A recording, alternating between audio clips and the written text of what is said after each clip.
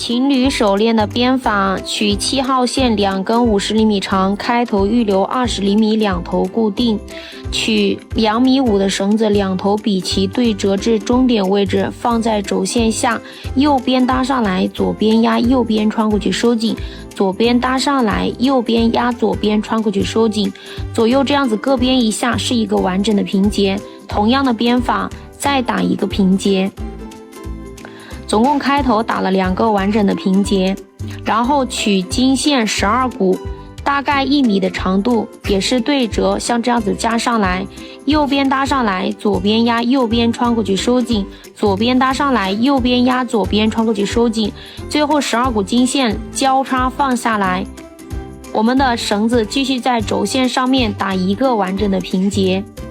先右边再左边编一下，这样子是一个完整的平结哦。打好之后，经线再拉上去，继续在轴线上打一个完整的平结哟。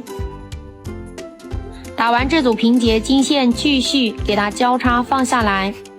然后我们的绳子继续在轴线上面打平结。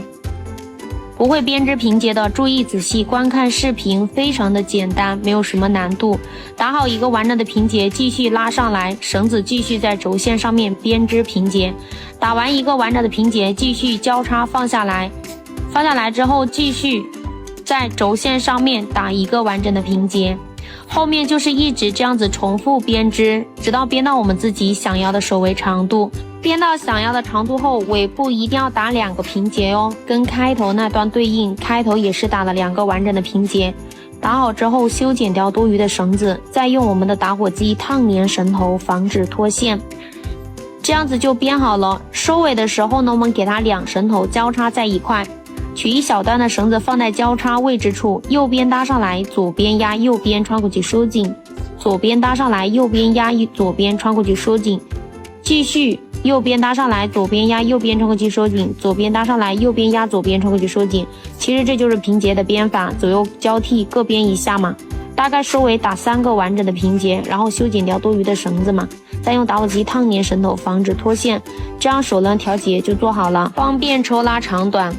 距离绳头5厘米的位置，两线在食指上绕2圈，然后绳头穿进绕好的2圈里面，再慢慢的将绕好的这个线圈收紧。另外一边也是相同做法，两边做好之后修剪绳子烫粘。赶紧双击屏幕收藏，给对象编一个吧。Follow for more。